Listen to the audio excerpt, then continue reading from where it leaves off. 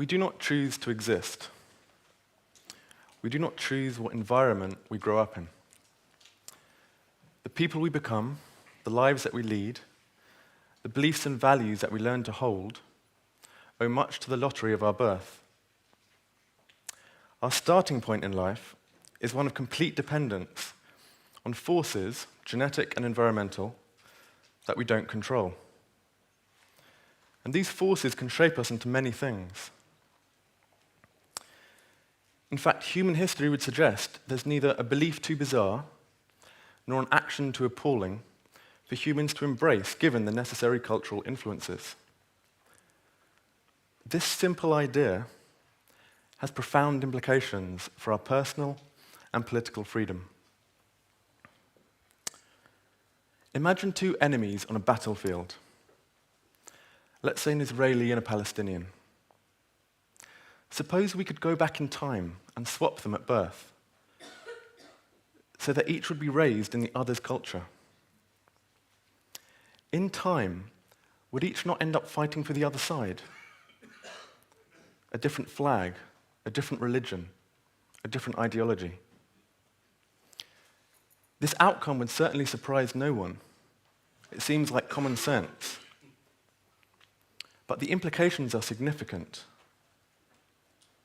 We're readily admitting that the deepest convictions of these two individuals are, in a sense, arbitrary. Go back to the moment of your own birth. What kind of person could you be today with a different starting point in life? Clearly, you don't choose when, where, or to whom you're born. You don't choose to be born a Muslim or a Christian, rich or poor, into a war zone or a peaceful suburb. So think of all the human cultures that have ever existed that you could have been born into. A Maasai tribe, medieval England, fascist Germany. And with each one, what could you have ended up believing, fighting for, defending?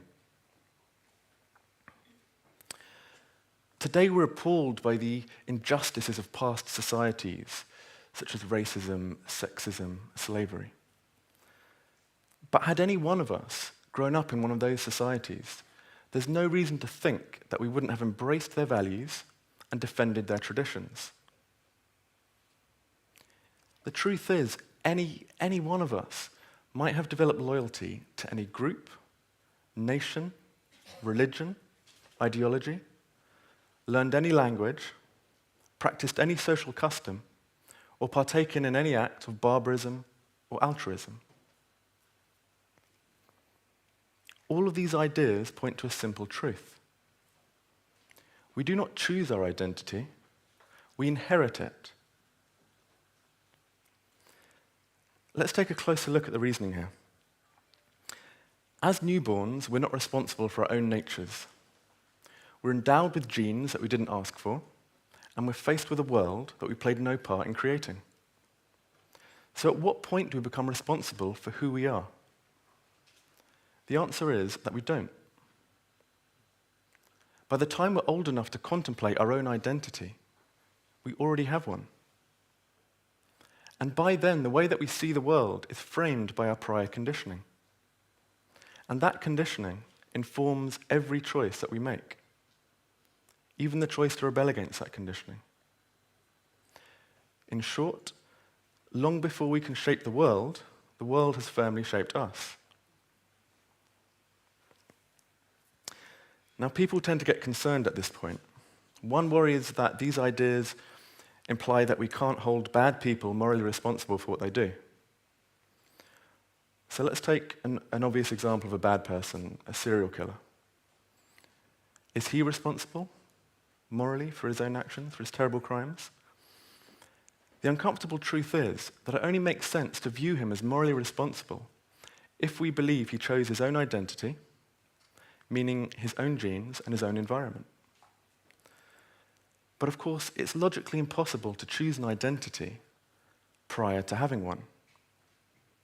And if he didn't choose his identity, he can't be truly responsible for the actions that follow from it.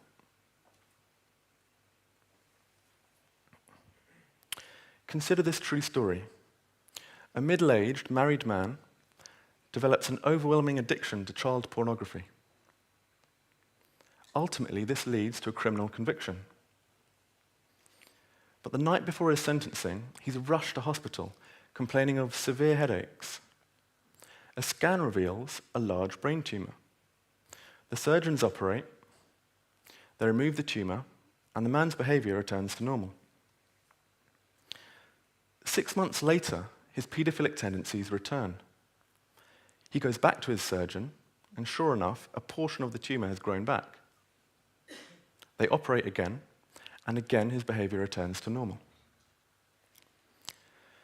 Now, at the point when the brain tumor is first mentioned, people's attitudes towards the man change dramatically. Instead of blaming him for his actions, they now blame the tumor, which of course he didn't choose to have. But what if he hadn't had the tumor? What if his actions had simply been the result of his genes and environment? Would that make him more blameworthy? Again, the answer is no. A person no more chooses their genes and environment than they do a brain tumor. Here's the key idea. Yes, we all make choices. You all chose what to wear today. But the choices that we make are made with a brain that we didn't choose. A brain whose workings we don't even understand. Just as a computer doesn't program itself, we don't wire our own brains. Our brains are wired by the interaction between our genes and our environment. Now, this way of thinking is counterintuitive.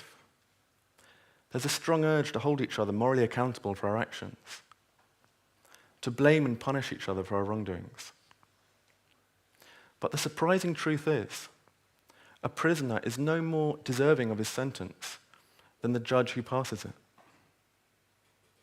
As the proverb says, there, but for the grace of God, go I.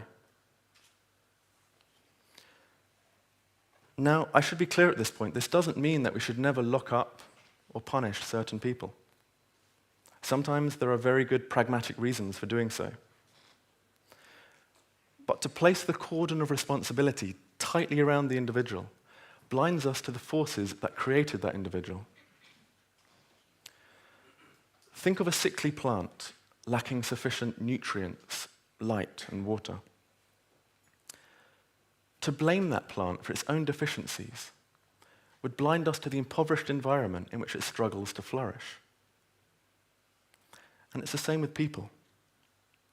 If we judge a person or group to be ultimately responsible for an action, it blinds us to the deeper causes of that action. The confluence of economic, political, and cultural forces that allowed it to occur. Now, once we understand that we are not the authors of our own identity, it's natural to ask, well, who is? For though our entry into this world is arbitrary, the world that greets us is not. Numerous forces vie for our attention and loyalty. Our minds are a battleground of competing forces. And the outcome of this battle determines who we become and the society that we create. Sadly, the forces that win out are rarely the most desirable. Throughout history, people have been conditioned to believe in oppressive ideologies, to support destructive systems, and to believe downright lies. If we're to get beyond our conditioning, we need to question the forces that have shaped us. We need to ask, why do I believe what I believe?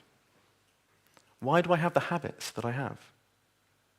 And crucially, whose interests do they serve? It once served the interests of monarchs to spread among their subjects the idea of the divine right of kings. It once served the interests of imperialists to spread the idea of racial superiority. Today it serves certain interests to spend $2 billion a year marketing fast food to children, at a time when child obesity is a major public health problem. And each year, I think over $500 billion is spent on advertising globally. And of course, it's not for our benefit. Research has shown that materialistic values that saturate advertising have a toxic effect on human happiness. They're correlated with higher rates of mental illness, depression, and loneliness.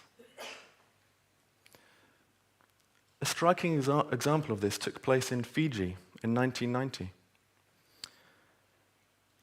At that time, bulimia didn't exist in Fiji. But in 1995, television was introduced, mainly from the US, and laden with advertising. Within 3 years, over 12% of teenage girls had developed bulimia. Now, when we question our identities, we need to question the information that we receive. But we also need to ask, what's been left out? In classrooms around the US, children are taught to recite the Pledge of Allegiance, which links justice and liberty with the American flag. What they are not taught is that between 1945 and 2005, the United States attempted to overthrow 50 governments around the world, many of them democracies. And in the UK, how many of us learned that over the same period, Britain is complicit in the deaths of over 10 million people around the world? These examples, and many others, suggest that identities are often shaped to serve the interests of those with the power to do the shaping. Patriotism, consumerism, materialism, obedience, religious loyalty, they're not inevitable, they're learned. We are the soil in which our culture plants the seeds of belief, loyalty, and behavior. This is the reason that over 90% of people born in Sudan become Muslim, over 90% born in Thailand become Buddhist, and over 90% born in Italy become Catholic. If we're lucky, our culture will plant in us the seeds of reason and doubt so that we can grow the tools necessary to question our inherited identity and the world that we're confronted with. This is the closest we can get to escaping the arbitrary nature of our identity. Because if we're going to be shaped by something, it may as well be reality. And to stay in touch with reality, we need the tools to make our own discoveries and to question. To question the agendas behind our education, media, culture, religious institutions, and the economic and political ideologies that underpin our lives. And it's of vital importance that this questioning takes place. To shape identities is to shape the future. But what future are we creating? Our world is scarred by war, extreme inequality, and environmental devastation. If we are to create an alternative future, we can't reproduce the thinking that shaped our past. The thinking that drives our $1 one vote democracies. The thinking that places short-term profits before human welfare and the environment on which we all depend. All these ideas expose the arbitrary nature of our labels and loyalties, of the labels and loyalties that divide us from each other and from reality. They provide a potent antidote to the kinds of dogmatic worldviews that compel us to kill and die for flags, symbols, gods and governments whose connection to us is no more than accidental. Now, I've only had time to touch on a few areas of this topic. There's much more to be said. But already it's clear that this view of freedom and responsibility requires a revolution in our thinking. It's supported by decades of research in psychology and neuroscience. To my knowledge, there's not a single scientific finding that provides support for any other conclusion. But the dominant view in our world remains that each person is ultimately responsible for the choices they make. The most advanced legal systems on the planet are founded on this assumption. And it lies at the heart of the American dream, which tells us anyone can become rich, and those that do deserve it, and those that don't only have themselves to blame. As it happens, this incoherent way of thinking makes it far easier to justify inequalities of wealth, power, and opportunity. But though powerful interests may profit from this view, it has absolutely no basis in fact. Instead, understanding that we are not ultimately responsible affirms the appropriateness of compassion as a response to all suffering. It shows that no person is more deserving of happiness or suffering than anyone else, whoever they may be and whatever they may have done.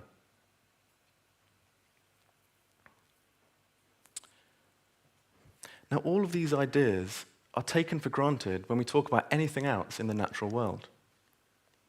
But when it comes to us, we assume it doesn't apply. Perhaps it offends our egos.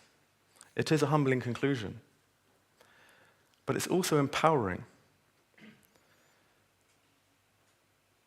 To acknowledge that we are not ultimately responsible is the closest we get to taking responsibility. The more we understand the effect the world has had on us, the more we can control the effect we have on the world. The more we understand the limitations on our freedom, the better placed we are to transcend those limitations. It's through understanding and questioning, not ignorance, that we empower ourselves to create a fairer, happier, more compassionate world. Thank you.